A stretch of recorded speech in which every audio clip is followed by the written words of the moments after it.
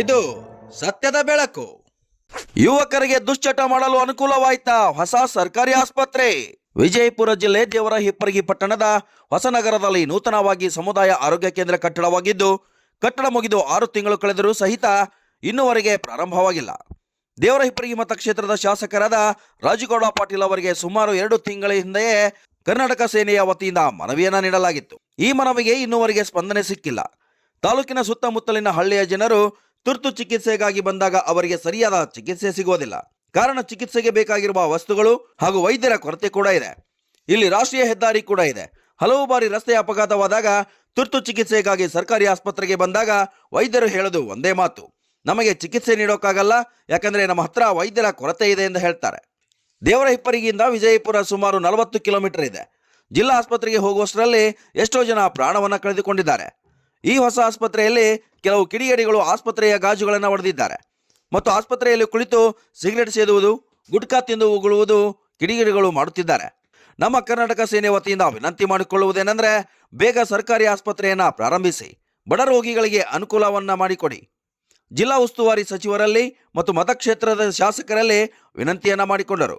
ಹೊಸ ಆಸ್ಪತ್ರೆಯು ಬೇಗ ಪ್ರಾರಂಭವಾಗದಿದ್ದರೆ ನಮ್ಮ ಕರ್ನಾಟಕ ಸೇನೆಯ ವತಿಯಿಂದ ಉಗ್ರವಾದ ಹೋರಾಟ ಮಾಡಲಾಗುವುದೆಂದು ಸೇನೆಯ ಅಧ್ಯಕ್ಷ ಹಸನ್ ನದಾಫ್ ಹಾಗೂ ಅಮೀದ್ ಮುಲ್ಲಾ ಅವರು ಹೇಳಿದರು. ಈ ಸಂದರ್ಭದಲ್ಲಿ ಚಿದಾನಂದ ಭಜಂತ್ರಿ, ಸಿದ್ದು ಕಾಟ್ಕರ್, ಮಲ್ಲು ಬಿರಾದರ್ ಹಾಗೂ ಸಂಘಟನೆಯ ಪದಾಧಿಕಾರಿಗಳು ಹಾಗೂ ಗ್ರಾಮಸ್ಥರು ಉಪಸ್ಥಿತರಿದ್ದರು. Vajraksha news report, Mehboob Guntakal, Devarahipparagi.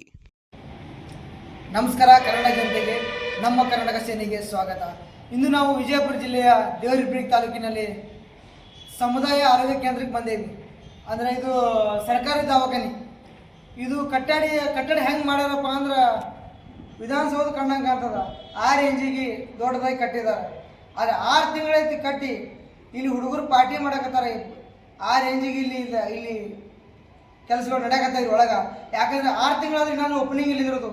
ಇಲ್ಲಿ ದೇವರಹಿಪ್ಪರಗಿ ತಾಲೂಕಿನಲ್ಲಿ ಎಷ್ಟೋ ಬಡ ರೋಗಿಗಳು ಬರ್ತಾರೆ. ಎಲ್ಲ ರೋಗಿಗಳು ಇಲ್ಲಿ ಬರ್ತಿರ್ತಾರೆ. ಅವರಿಗೆ ಇಲ್ಲಿ ಟ್ರೀಟ್ಮೆಂಟ್ ಸಿಗಲ್ಲ. ಯಾಕಂದ್ರೆ ಇದ್ರ ಪಕ್ಕದಲ್ಲಿ ಹಳೆಯ ಆಸ್ಪತ್ರೆ ಐತಿ. ಅಲ್ಲಿ ಯಾವುದೇ ವಸ್ತುಗಳಿಲ್ಲ ಟ್ರೀಟ್ಮೆಂಟ್ ಮಾಡೋಕೆ. ಮತ್ತು ಇಲ್ಲಿ ಎಲ್ಲ ದೇವರಹಿಪ್ಪರಗಿ ತಾಲೂಕಿನ ಸುತ್ತಮುತ್ತ ಗ್ರಾಮ 30ರಿಂದ 40 ಗ್ರಾಮಗಳಿದಾವೆ. ಆ ಗ್ರಾಮಗಳಿಂದ ರೈತರು ಬರ್ತಾರ, ಬಡವರು ಬರ್ತಾರ, ಎಲ್ಲ ಚಾಲಕರು ಬರ್ತಾರೆ, ಎಲ್ಲರೂ ಬರ್ತಾರ. ಇಲ್ಲಿ ರೋಗಿಗಳು ಬಂದ್ರಂದ್ರೆ ಪಾಪ ಇಲ್ಲಿ ಟ್ರೀಟ್ಮೆಂಟ್ ಸಿಗಲ್ಲ. ಭಾಳ ಸಮಸ್ಯೆಗಳಾಕವು. 20 ನಿಮಿಷ ಟೈಮ್ ಇರ್ತದ. 20 ನಿಮಿಷನಾಗ ಇವರು ಇಲ್ಲಿ ಏನೂ ಸಾಮಾನುಗಳಿಲ್ಲ, ಬಿಜಾಪುರಕ್ಕೆ ಹೋಗಂದ್ರೆ ಇಲ್ಲಿಂದ ಬಿಜಾಪುರಕ್ಕೆ ಹೋಗೋದ್ರಾಗ ಜೀವ ಸತ್ತು ಹೋಗ್ತೈತಿ. ಯಾಕಂದ್ರೆ ಇಲ್ಲಿ ಎಲ್ಲ ಆಕ್ಸಿಡೆಂಟ್ಗಳು, ಅಪಘಾತ, ರೋಡ್ ಅಪಘಾತಗಳು ಎಷ್ಟೋ ಆಗ್ತಿರ್ತಾವೆ. ಏನು ರಾಷ್ಟ್ರೀಯ ಹೆದ್ದಾರಿ ಐತಿ, ಇಲ್ಲಿ ಎಷ್ಟೋ ಸಮಸ್ಯೆಗಳಾಕವು. ಮತ್ತು ಇಲ್ಲಿ ರೈತ ಬಂದ್ರೆ ಕರೆಂಟಿನ ಸಮಸ್ಯೆ, ಏನೇನೋ ಸಮಸ್ಯೆಗಳು ಬಂದು ಇಲ್ಲಿ ದವಾಖಾನೆ ಬಂದ್ರೆ ಟ್ರೀಟ್ಮೆಂಟ್ ಕರೆಕ್ಟಾಗಿ ಸಿಗಲ್ಲ. ಅದ್ರ ಪ್ರಾಣ ಇಟ್ಟು ಹೊರಟು ಹೋಗಿದ್ದಾವೆ ಆಲ್ರೆಡಿ. ಇದು ಆದಷ್ಟು ಬೇಗ ಓಪನಿಂಗ್ ಮಾಡಬೇಕು. ಇದೇ ಕಳೆದ 2 ತಿಂಗಳ ಹಿಂದೆನೆ ನಮ್ಮ ಕರ್ನಾಟಕ ಸೇನೆ ವತಿಯಿಂದ ಒಂದು ಮನವಿ ಕೊಡಲಾಗಿತ್ತು. ಮಾನ್ಯ ಶಾಸಕರಾದ ರಾಜುಗೌಡ ಪಾಟೀಲ್ ಅವರಿಗೆ ಕೊಟ್ಟಿದ್ದೇವೆ ಮತ್ತು ಆರೋಗ್ಯ ಸಚಿವರಾದಂಥ ಅವರಿಗೇನು ನಾವು ಮನವಿ ಮಾಡ್ಕೊಂಡಿದ್ದೇವೆ.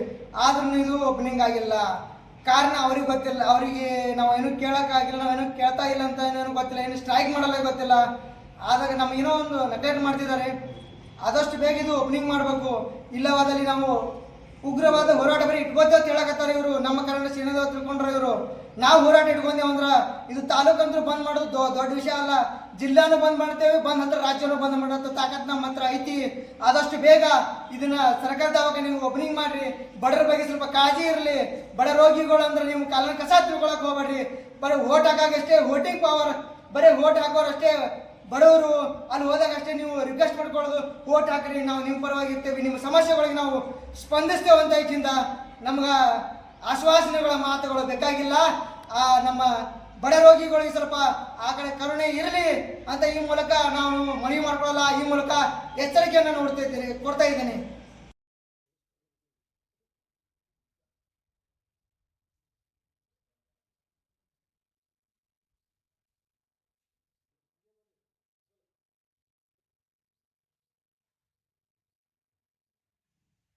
ನಮ್ಮ ಕರ್ನಾಟಕ ಸೇನೆ ವತಿಯಿಂದ ವಿನಂತಿ ಮಾಡ್ಕೊಳ್ಳೋದಂದ್ರೆ, ಮಾನ್ಯ ಸಚಿವರಲ್ಲಿ ರಾಜುಗೌಡ ವಿನಂತಿ ಮಾಡ್ಕೊಳ್ಳೋದಂದ್ರೆ, ದೇವರಹಿಪ್ಪರಗಿ ತಾಲೂಕೊಳಗೆ ಸುಮಾರು 30-40 ಹಳ್ಳಿಗಳು ಬರ್ತಾವ. ಹಲವಾರು ಆಗಿ ಹಲವಾರು ಜನ ಪ್ರಾಣ ಕಳ್ಕೊಂಡ್ರೆ ಮಾನ್ಯ ಶಾಸಕರಲ್ಲಿ ಎಂ ಬಿ ಪಾಟೀಲ್ ಸಾಹೇಬ್ ವಿನಂತಿ ಮಾಡ್ಕೊಳ್ಳೋದಂದ್ರೆ, ಆದಷ್ಟು ಬೇಗ ಸರ್ಕಾರದ ಉದ್ಘಾಟನೆ ಮಾಡಿ ಬಡವರಿಗೆ ಅನುಕೂಲ ಮಾಡಿಕೊಡ್ಬೇಕು. ಅದೇನಾದ್ರು ವಿಳಂಬ ಮಾಡಿದಲ್ಲಿ ನಮ್ಮ ಕನ್ನಡ ಸೇನೆ ವತಿಯಿಂದ ಉಗ್ರವಾದ ಪ್ರತಿಭಟನೆಯನ್ನು ಹಮ್ಮಿಕೊಳ್ಳಲಾಗುತ್ತೆ ಎಂದು ಈ ಮೂಲಕ ನಾನು ಎಚ್ಚರಿಸ್ತಾ ಇದ್ದೀನಿ.